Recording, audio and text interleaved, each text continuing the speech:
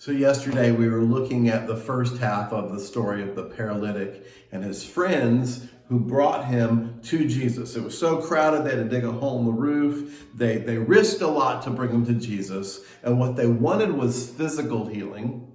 But what they got was so much deeper than that. And Jesus says, your sins are forgiven.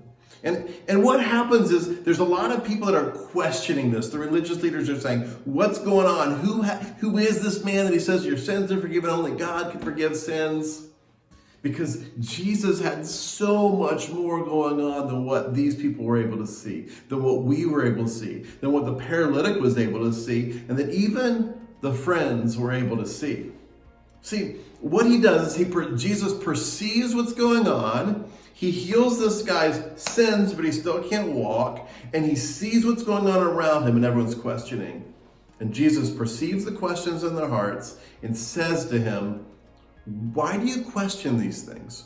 Which is easier for me to say? Is it easier for me to say, your sins are forgiven? Or is it easier for me to say, rise up and walk? Now, it's easier to say your sins are forgiven because you don't have to prove it, isn't it?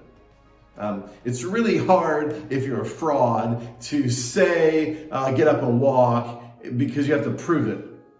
But only God can forgive sins. And so it says that you may know that the Son of Man has the authority to forgive sins. I will tell to you, get up and walk. And he gets up and walked, and people were going crazy. They were freaking out. It says they're praising the Lord.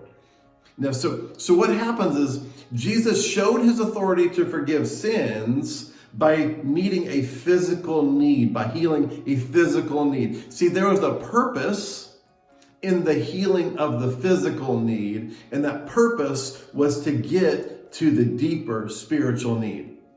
A lot of times in our lives, Christians, we like to talk about our spiritual depth, the spiritual things that we have, and we like to share Jesus with people, which is very good. I like to. My whole job, my whole career is based on meeting people's spiritual needs. However, sometimes we need to start with people's physical needs, that we have the audience to meet their spiritual needs.